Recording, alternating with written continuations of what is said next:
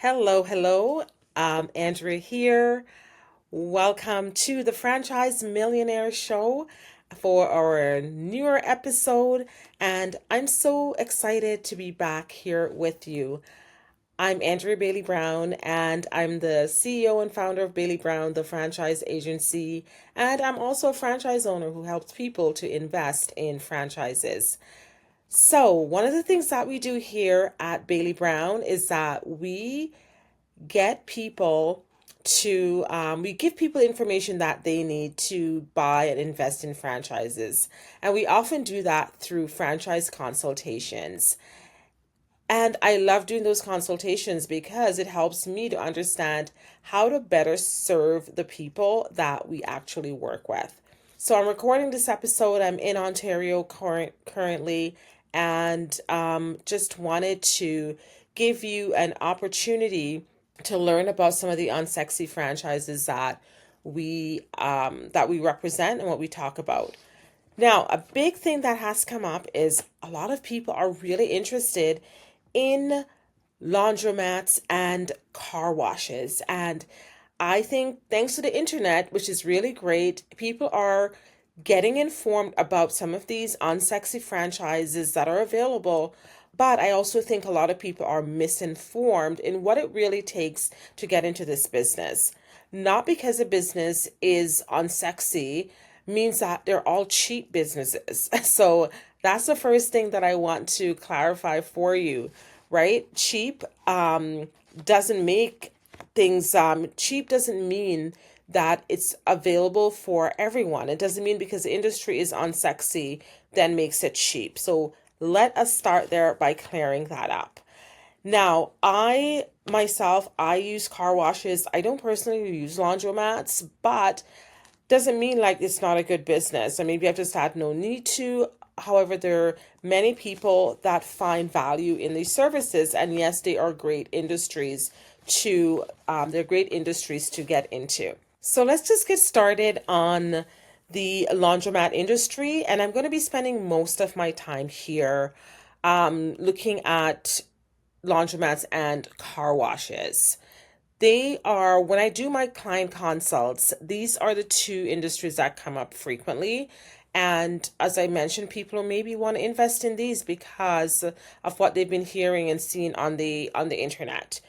The first part is in regards to the car wash industry in the US is valued at approximately 15 to 16 billion annually, and with steady growth projected in this industry. In terms of the laundromat industry, it's valued at around 5 to 6 billion. So when you combine these, we are looking at approximately a $20 billion in revenue annually for both of these industries. And I would say looking at industries with that sort of volume is, of course, super impressive. Those are the numbers that we want to hear, right? When you're looking to become a business owner and an entrepreneur, those are the numbers that you're going to focus on and that you're going to look at.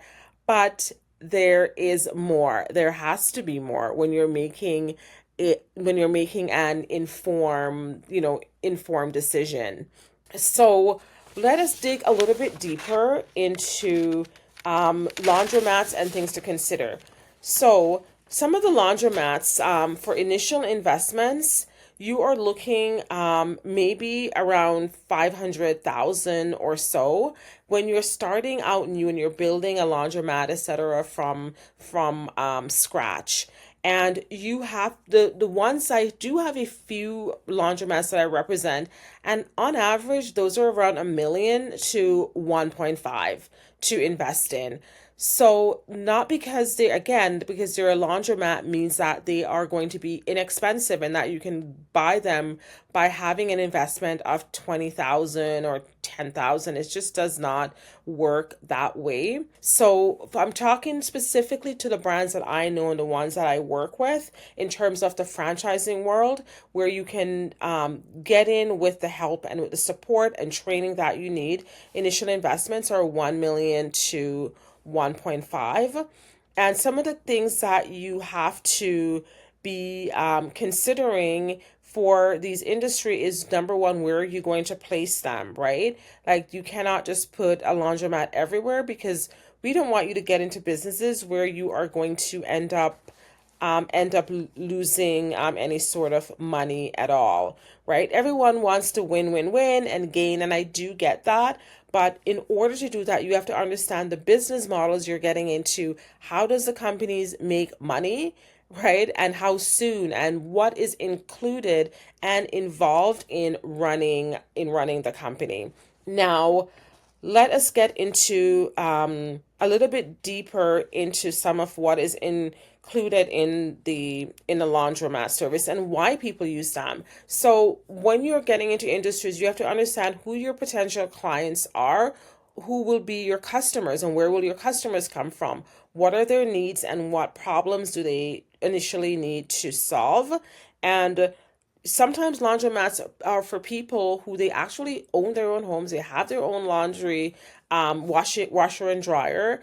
But for bigger, larger items, a heavier duty items, they don't want to use their own washing machine because it will basically wreck it. It doesn't work. Some of the, when you're thinking about comforters and things like that, they're just too big for your home washer and dryer system. Was maybe never designed for such large combustible items. So families with that lives in great neighborhoods, like my mom and aunt, she will take some things to the laundromat for that reason. Another thing is, some people may also use laundromats because of for saving. Some people look at water saving. They don't want to continuously run up their own bills. That's another reason. So you have to look at, those are some of your customers too. You're looking at people who live in areas where they just do not have their own washer and dryer system in there. So they have to take their clothes somewhere to basically get it done. Heavier items like mats and things like that, you don't want to put those into your home or your own washer and dryer system that you use at home. So that is some of the people that use these services. There's another sector as well. Once I started doing some deeper research into this industry as to who are the customer demographic that is using laundry services, and why we're seeing, $5 to $6 billion a year spent in this industry. We are also looking at people that owns hairdressers, right? They use lots of, when you think about it, towels and rags and things like that to dry hair, to wipe down when the water is running down your neck when you get your hair done. There are some of the people who will just bring their the towels, etc., drop them off at a laundry service, at a laundromat, and get them washed there. Because sometimes when you're renting a room or an air or a chair from a hairdressing service, you don't have all the equipments that you need. I also found out from surveys that, like my aunt was mentioning to me, churches, she manages the pantry at a church, they have events.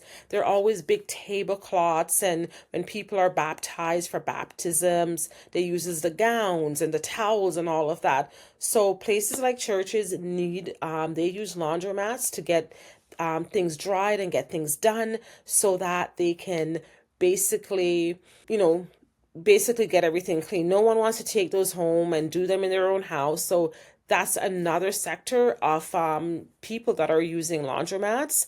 Another, restaurants. You think about all of those, the linen, the tablecloth, the napkins, and the aprons. All of those people in a restaurant system, they need a place to bring their things to get them to be dried, right? And to be cleaned. So when you walk into a restaurant, you have that fresh service that's there for you. So those are some of your demographics and your customers. So really kind of look at the totality of who will be using these services that you provide for a laundromat. So that was very interesting for me to learn a little bit more about the industry, right? All right, let's get into some of something to think about when you're looking to invest in a laundromat. is that you have to look at the revenue stream, right? What are some of the different revenue models? Because sometimes the eyes that you have as a user should be different than the eyes of an investor. And as an investor, right, you really have to consider what are my different options to make money? What is recurring revenue? What are the different revenue streams? And if you can have an industry that have 5 to 6 different revenue streams, that is fantastic. So I would definitely encourage you, when you're looking at a business or any franchise, ask those key questions. What are the different revenue streams? And as I said, when you are driving around and you're thinking about it and you may use the service or you may not, you're not looking at everything. And that's what we're here to do. We're here to educate you on some of the factors to look at. And in our Franchise Millionaire program, we really teach about the different, the Pearl method, or the Pearl method, the Pearl framework in how to evaluate brands. And one of them is revenue, definitely. But I would say looking at multiple revenue streams within that business. So something for you to think about. One of the first things for a laundromat, one of the revenue streams, is the self-service machines. That is more than likely the biggest portion of the revenue, where people come in, and the word self-service means you are doing it yourself, right? And you are going to get your clothing put in the machine, and you're either going to wait for it until it does a cycle and dry, or some people leave it there because the cycles are timed and you can go out and run other errands, grab a coffee, you know, do a few errands while things are being washed. So that's the main thing, the self-service machines.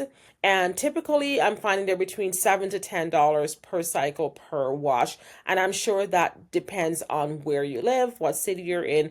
Those numbers will change. The second revenue stream in the laundromat industry is would be the wash, dry, and fold service. And definitely there are higher margins within this section. So this again could be for the busy hairdresser. You know, after a full day, you basically drop your stuff off, and you may have clients that you need to work with. So you're spending your time on the things that make your cash register ring, which is working on clients, getting someone, you know, their hair braided, their hair weave, doing all the things, versus standing at a laundromat washing things for yourself. So the wash, dry, and fold service is a fantastic margin. So as a business owner looking into this industry, this is where you can actually get more revenues, in the sense that if you're charging $1 to $2 per pound of laundry, so it's measured by the pound. So the strategy behind what do you use, what metrics do you use in your system, really matters as well. The third thing, a third revenue stream, would be the drop off and pickup service, right? So it's the convenience based premium services with delivery option. This is where you're going to drop everything off, you are doing nothing, and you're picking it back up. I would say this is similar to like a dry cleaner, which is exactly what I do for some of my higher end items, my suits, and my bigger items, like I would say, where it's missing me, but it's coming back, like my comforters, duvet covers, all of those. That's what I bring to the dry cleaner to get done, and I love doing that as well. And we do have dry cleaning franchises. If you're ever thinking about that industry, so much I could say about. I could maybe do an episode on that at some point too, as we're in this kind of cleaning clothing, and we're in more into sustainability as well. So that's another reason people are using dry cleaners as well more often. Anyways, back to what we're talking about. So the drop off and pickup services, those are also at dry cleaners, but the laundromat, you can also do that. This is where someone just drops everything, they're not touching anything, giving it to someone to do, and that's where you add the premium service, and you can charge a bit more for that. So another revenue stream which some people have done is they've added stuff like vending machines into the laundromat. And in the vending machines, like what sort of things would you have? You can have basically things such as, detergent that could be in the vending machine, fabric softener, dryer sheets, definitely snacks and beverages. Because if you're going to be spending time there, some people like to just sit and wait. They use this time to catch up on things, to read, maybe to phone friends and do things like that. But really looking at the revenue options, there's someone that's going to show up and it's like you pack everything to do, and like, oh my gosh, I totally forgot the detergent or the fabric softener, and you don't want to have to drive to another store to get it. So you can provide things that are for convenience for people. And people might say, well, who will need that? The people who need it, right? May not be you. Maybe you're perfect and you remember everything. But I know ever so often I've traveled, I've gone to certain places, and I'm like, shucks, I forgot A, B, or C, right? So having vending machines in there is another great revenue stream. And also, revenue stream number 5, additional equipment rental. So specialized washing equipment for the bigger items like the comforters, the rugs, etc. So maybe the small medium machines, you're paying $5-6 a load, but when you come to the bigger machines for the comforters and your rugs, then you will want to charge maybe $10 per machine. So the additional equipment rental is really important. Some laundromats actually have commercial accounts. That's, like a fleet account that we have in the automotive industry. So the commercial accounts, so servicing, like we talked about, small businesses like those restaurants, like the salons, like the gyms, right? These are some of the places that you can go and get the accounts where you show up. So in our automotive business with Jiffy Lube, we have companies that come out and pick up all of those rags that, the guys use for wiping down the engines, cleaning things up. We are not doing that ourselves. Well, definitely not me, as you know. However, we get a company that comes up. I believe it's a linen company. They come, they pick everything up, they wash them, and they bring them back. They also pick up the guys' uniforms. And now it gets me thinking, where are they washing all of these things, right? Maybe they too are part of those commercial accounts. So really something to think about.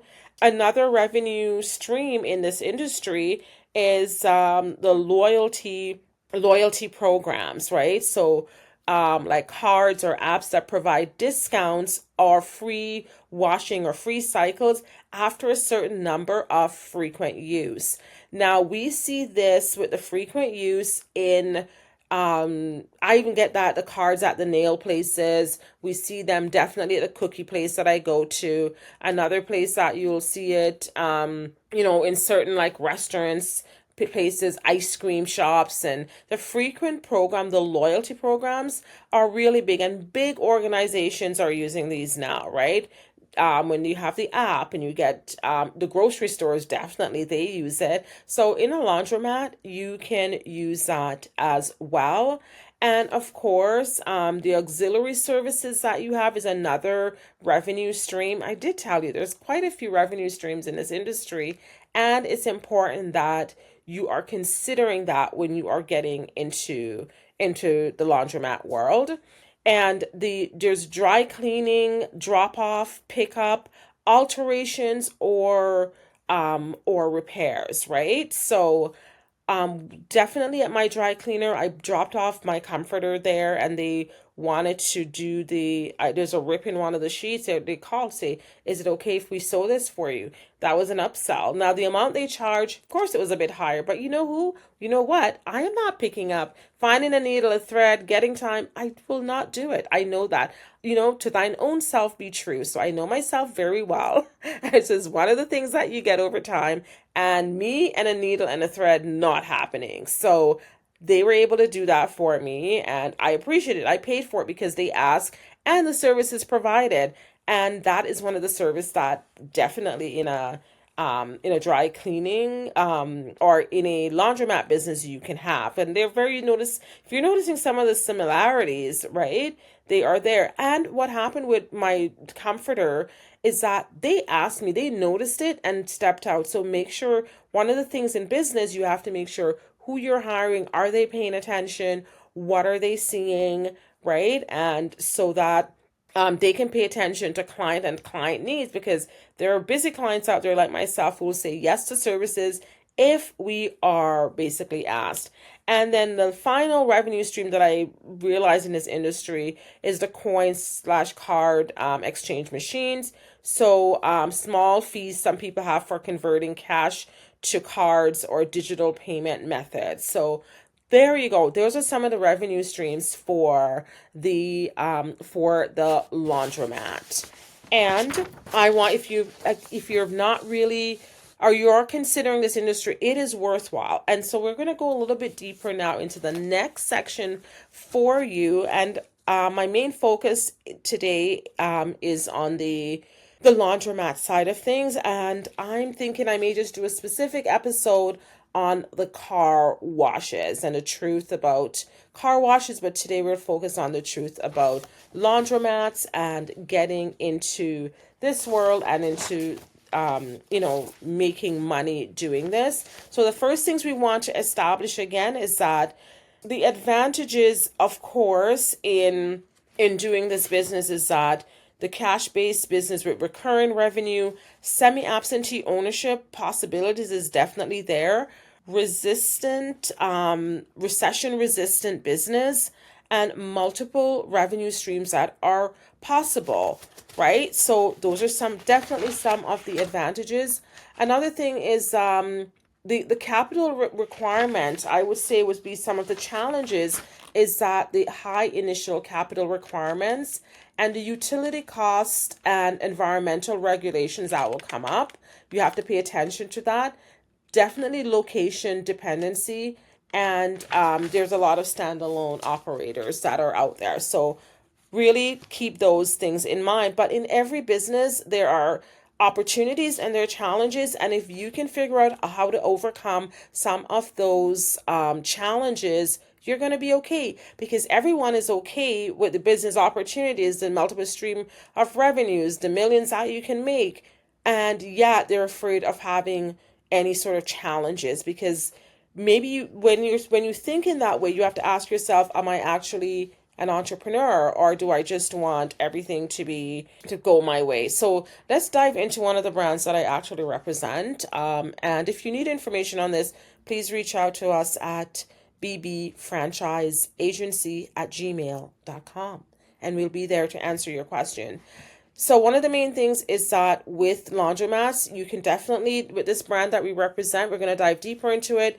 Semi-absentee, you can do this business with only 8 to 10 hours each week. That is why people love this industry, because the semi-absentee option, and that's a good thing. Low employee count, so you only need maybe 4 to 5 team members to actually, make this work. And you can get, built in for quick return on investment and quick cash flow as well. So that's some of the things that make this business work. Now, let us carry on to the next thing that you will need. In this system as well, they do have the cash or coin payment, card payment system, and a phone app based payment system as well. And this laundromat is basically designed for investors who want to create a safe and clean environment for their customers, run an environmentally friendly and efficient business, and of course, save hundreds and thousands of dollars from the traditional build out, etc. So one of the biggest issues I see in starting some of these business is people make some of these common mistakes when we talk about the challenges. So let's really dive into them. One of them is overbuilding, meaning like taking on the overbuilding, like a bigger space than is needed for what is necessary for success. That's the biggest one, overbuilding. Some people are going into rundown and scary areas. Like, if you think laundromats are only for low income people, then I think you're misunderstanding this industry, which is again part of why we're here to help with the education. Sometimes we have a misconception about the reality of what it takes to succeed in businesses because we only see them from the outside, but we don't know what the inside is all about. Some people start off with too much equipment, right? Meaning like maybe they start off with 50 machines when you really could have done this with 15 to 20 and get a really successful business and then expand as you need to. So those are some of the challenges. Another one is I would say too big of a location. And people take on really large locations when they do not know how to negotiate their lease. They see a location and they really just want it at any cost. So now something that could have been run from a 2,000 square feet location, you're running it from a 5,000 square feet location because that's what you see and that's what you like. So lease negotiation is vital in franchise ownership, right? Because in some franchise businesses, you're also investing in real estate. So real estate is part of it. But if you don't know how to pre-negotiate your lease from the front end, you are going to run into problems. So we do know another thing is which we kind of started to mention a little bit is the location, and location is everything in business, especially in this type of business, right? Where it's location dependent, so we make sure we work with our teams that work with people who have developed their own proprietary approach to finding the best possible real estate for this type of laundromat business. So another thing that is done for you when you work with our team and you work in the franchising world, one of the things that will be done is comprehensive review of the area demographics. You need a breakdown of the demographics, right? And many people are not spending time doing the right research and getting the right information. So the breakdown of the demographics, including what is the population, right? Is there 10,000 people in this zone that will potentially use your machine? Is it 15? Is it only 5? And what is the population density? And what that means is what is the density of the renter mix combined with the income mix? Like we're talking real strategy, not just, hey, there's a laundromat, but you don't know anything about the background.